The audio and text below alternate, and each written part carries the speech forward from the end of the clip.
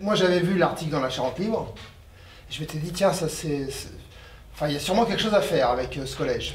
Et donc j'ai rencontré le principal et puis voilà, j'ai dit bah voilà on pourrait faire ça. Maintenant je ne savais pas. Et donc je ne sais pas moi après comment ça a été relayé auprès des différents professeurs. Et puis ce qui peut être intéressant c'est de savoir au début on ne savait pas trop où on allait, qu'est-ce que vous en attendiez les uns et les autres? C'est vrai que souvent les projets comme ça démarrent un peu sur des opportunités, des rencontres. Hein. Alors c'est pas forcément des choses qui se calculent trop à l'avance. Là on a une rencontre, on a accroché sur votre suggestion et puis après on en a parlé entre nous. C'était important aussi de trouver une classe d'appui pour pouvoir mener à bien ce projet. Ça on l'avait pas tout de suite. Hein. On l'avait pas tout de suite. Il y avait un professeur, Madame Hecht. Oui, Monsieur Sancandi est venu me voir tout de suite en me proposant ça, donc c'était ça qui était intéressant. Moi, il savait que cette année, j'avais pas pu développer de projet parce que j'étais très prise, donc ça me tenait à cœur quand même pour les élèves. Donc j'ai dit oui, parce que bon, en plus la vidéo, voilà, je suis un peu habituée, c'est familial, etc. Donc je me suis dit chouette, hein, donc on s'est dit on se lance. Après, effectivement, il fallait définir le sujet et trouver une classe. Ouais, ça, c'était pas facile parce que, bah, vous l'avez vu, hein, au début du projet, ça ramait un peu. Et puis voilà, on a réussi à les motiver. Alors, une classe de quatrième, ça serait difficile de descendre en dessous, quoi. Un cinquième ou sixième, c'est peut-être un peu plus compliqué. Ouais, voilà. Là, ouais, vu le projet, je pense quand même que c'est difficile, vu ce qu'on a fait. Après, il faut adapter en fonction du sujet aussi, et puis sur la durée. Hein. C'est vrai que là, on était parti sur quelque chose qu'on pensait faire beaucoup plus court, hein, et qui finalement, un projet qui arrive à une vingtaine de minutes. Ce qui est important, je crois, c'est vraiment d'aller au bout du projet. Quelle que soit la durée, il fallait qu'on finalise quelque chose. Hein, pour les élèves, c'était important, on les lançait sur quelque chose, on les associait, on leur a bien dit d'ailleurs clairement dès le début, ça ne se fera pas sans eux, mais avec eux. Et il fallait qu'ils soient partie prenante et s'investissent complètement dans ce projet. Et bon, il se trouve que la mayonnaise, petit à petit, a pris. Heureusement. Et puis... Alors, en fait, on les a laissés choisir un sujet. Et en fait, ils ont choisi un sujet un peu ardu, parce que ça évoque les migrants, on est dans l'actualité.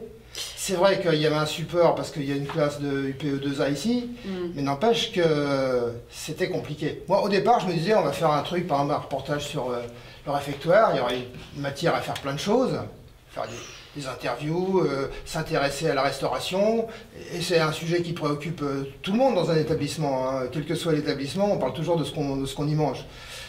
Ça aurait été assez simple parce qu'il n'y avait pas d'enjeu important. Là, on est quand même dans quelque chose qui suppose d'avoir une réflexion, un vrai travail. Enfin, c'est un travail compliqué. On était un peu à la limite avec des quatrièmes. Oui, mais justement, vous l'avez dit, moi, vu le propos, vu ce qu'on avait décidé de développer, de faire un film, que ce soit un reportage ou format documentaire, moi, justement, je me voyais pas aller sur un sujet type réfectoire, comment on mange, comment on se débrouille, comment est le chef, comment est la nourriture, etc. Enfin, on voit déjà ça sur BFM TV et compagnie, les trucs sur les réfectoires. Je trouve pas ça très... Voilà, là c'est des quatrièmes, ils ont quand même 13 ans, ils commencent à toucher à des problématiques quand même importantes de notre société, on forme quand même des futurs citoyens. Et ça fait partie de nos programmes, enfin quand même, hein, il y a des docs sur la migration, sur plein de choses, que ce soit en histoire géo, en français, ou en documentation, en recherche.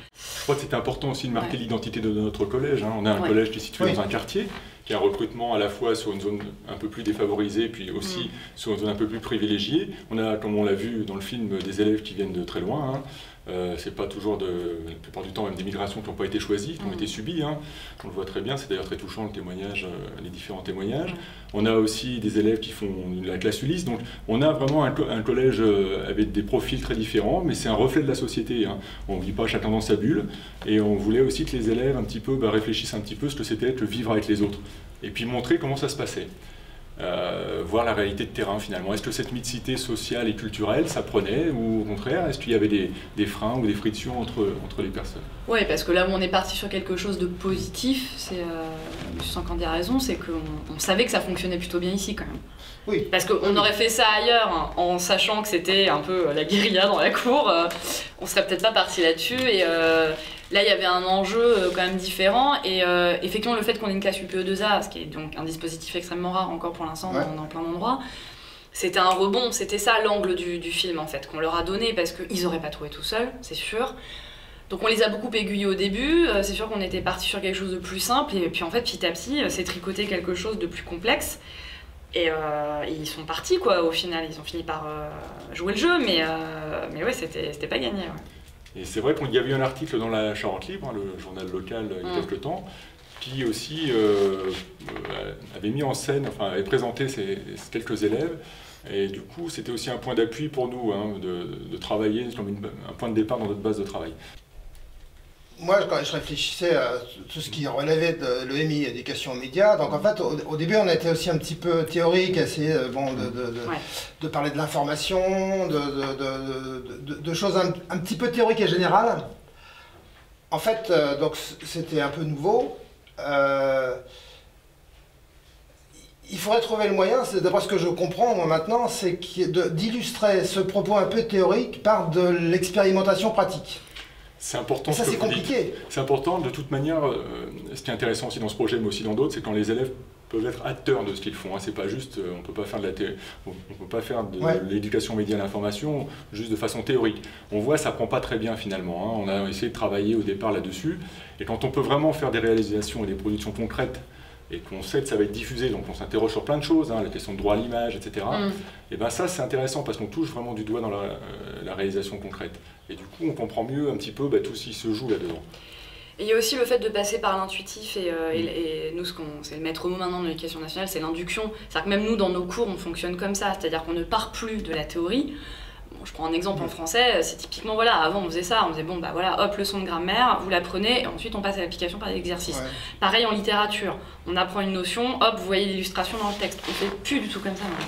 C'est-à-dire qu'on leur donne le matériau, et ils doivent d'abord le voir eux, le décortiquer, se l'approprier, l'ingurgiter, et ensuite on rebondit, on trouve des angles, et c'est à eux de trouver et d'en extraire la théorie. Alors parfois c'est très difficile. Ça marche pas tout le temps, on va pas se leurrer. Mais quand même, ils ont besoin d'être acteurs. Sinon, et c'est là où effectivement on a un petit peu mouliné au début, c'est qu'on était trop théorique, hein, mais en même temps, il y en avait aussi un peu besoin, donc c'était compliqué. Ça a pris trop de temps, on avait du mal encore à s'organiser, nous, dans notre planification de travail. Ils l'ont senti, du coup ils n'étaient pas dedans au début, enfin de façon difficile en tout cas. Et là où vous vous souvenez, là où on a commencé, on est allé dehors sur le parvis et on leur a mis la caméra dans les mains, on leur a expliqué comment faire les plans, etc. Là c'était parti et on n'a plus du tout eu aucun souci. Et malgré tout, donc bon, faut savoir quand même que pour réaliser un projet comme ça, il faut être prêt à y consacrer des heures. Hein, et ça s'est pas fait non plus en quelques heures, il a fallu vraiment prévoir un planning. Pourtant, le calendrier, on n'a pas commencé trop tôt, puisqu'on a commencé à la mi-mars. Donc pour finir un film fin juin, on a commencé tard. Ça fait très tard. Sachant tout ce qu'on a dit tout à l'heure, qu'on a un petit peu mouliné au départ et qu'on a perdu peut-être, voilà, on n'est pas rentré directement dans la réalisation proprement dite, mais plutôt dans les, voilà, ce qu'on a expliqué. Mais donc ça veut dire qu'après, il faut y aller, quoi. Hein, pour pouvoir mener à bien ce projet, il faut consacrer des heures. Ouais, on aurait eu plus de temps, ça aurait été un projet étalé sur l'année, moi j'aurais moins participé par exemple à l'écriture. C'est-à-dire que là, ils l'ont écrit, le film, les quatrièmes, mais quand même, globalement, à un moment donné, j'ai dû mettre un peu ma patte, y retoucher, les aider, les aiguiller. Si vraiment j'avais eu l'année, moi, j'y aurais pas touché du tout. C'était le but, quand même, de l'exercice. Voilà, c'est sur des petites choses comme ça, des exemples où on aurait pu plus les laisser... Et en même temps, je suis en train de me dire, ça aurait été trop long pour eux. Oui. Un projet comme ça, sur une année étalée, on n'aurait pas tenu le... Il y avait peut-être un risque de lassitude au bout d'un moment. Il y a toute une partie technique, bien sûr, et heureusement que vous étiez là avec votre expertise professionnelle pour encadrer ça, notamment pour le montage, hein, ça prend beaucoup de temps. Sinon, oui, et puis, bien sûr, tous les mouvements de caméra, travailler là-dessus aussi, la prise de son, enfin, toute cette partie technique, pour que ce soit réussi, c'est important, donc ça veut dire qu'il faut aussi s'entourer de gens qui sont compétents là-dessus. Ouais, parce que je me disais, alors, parce que...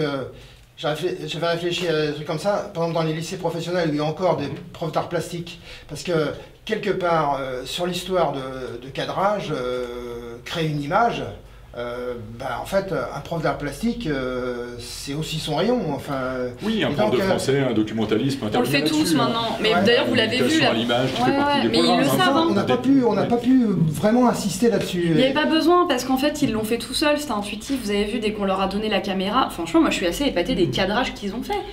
Ça tout de suite, on n'est pas tellement revenu dessus. Il y a une bonne partie qui est filmée par vous. Puis non, mais il y a de la misère qui est masquée quand même. Et puis c'est une génération de l'image aussi. Je veux dire, maintenant ils sont sur des réseaux sociaux qui sont basés sur l'image. Ils ont quand même plus le sens qu'avant. Ils ont le sens du plan. Je pensais à ça. En fait, faut pas se leurrer non plus. On est peut-être de la génération de l'image, mais en fait pas de la réflexion sur l'image. C'est-à-dire que ce sont des consommateurs d'images. Bon, c'est plus facile d'avoir le côté réfléchir à l'image quand on est abreuvé d'images, mais il faut quand même avoir une démarche de réflexion. Et c'est pas systématiquement automatique. Non, c'est difficile pour eux à leur âge. Là, c'est encore un peu tôt. C'est pour ça que moi, je voulais pas qu'on insiste trop là-dessus, parce que de temps en temps, effectivement, je vous voyais partir plus sur de la théorie, et qui était hyper intéressante, c'est pas la question.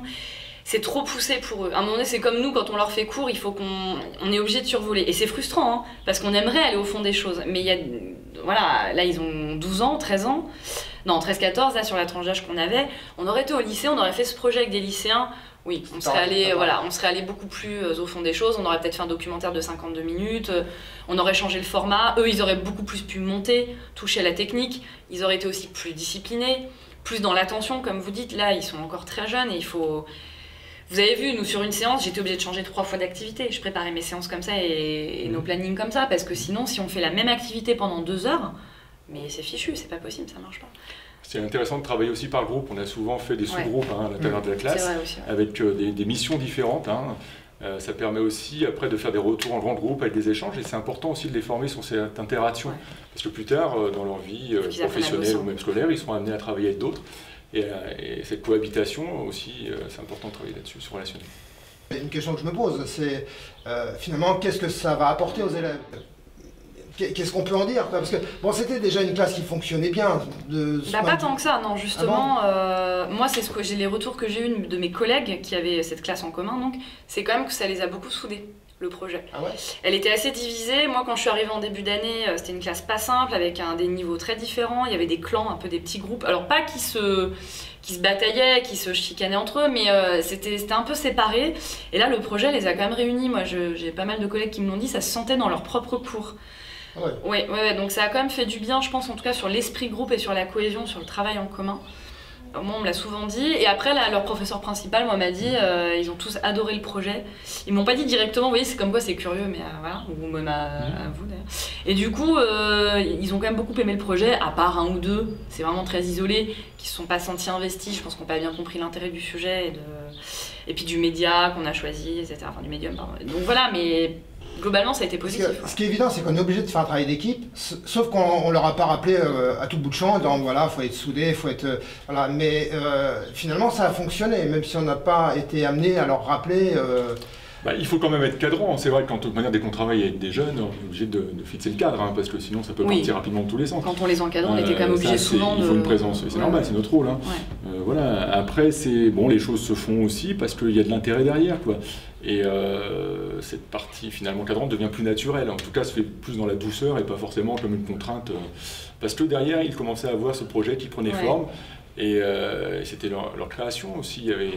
C'est intéressant parce qu'on touche vraiment à plein de domaines, bien sûr, du domaine technique, artistique, vous l'avez évoqué aussi, mais bien sûr dans le cadre du cours de français, c'est le travail d'expression, d'écriture, expression écrite, expression orale. Oui, puis le travail journalistique, nous ça rentrait vraiment dans le programme, c'était intéressant. Une éducation citoyenne aussi, éducation aux médias d'information, donc là on a vraiment quelque chose qui est un spectre très large. Mais alors, c'est ça aussi, parce qu'on se dit, il y a tellement de choses à aborder, on est un peu frustré aussi quand on aborde ça, on se limite, mais donc des fois on se dit, bon, on passe à côté, c'est pas très pertinent, qu'est-ce que ça leur apporte, enfin moi je sais pas, c'est des questions qu'on se pose. C'est tout à fait légitime comme question, mais vous savez, comme je dis souvent, il vaut mieux une légère frustration qu'une lassitude finalement. Donc effectivement, on l'a peut-être pas touché, mais bon là, puis ça s'apprend quand on donne des pistes, on ouvre des choses, des champs possibles, et puis après, on a laissé d'ailleurs une ouverture sur la continuité du projet l'année prochaine. Il y a des propositions qui ont été faites, notamment dans le cadre de la Semaine des langues. Voilà, donc c'est intéressant, il y aura un suivi sûrement sur cette action. Oui, j'espère. En tout cas, ce qui est sûr, c'est que le résultat, il est plutôt bien. Ah oui, en fait, ça... il y aurait faire l'autosatisfaction facile, non, mais c'est vrai.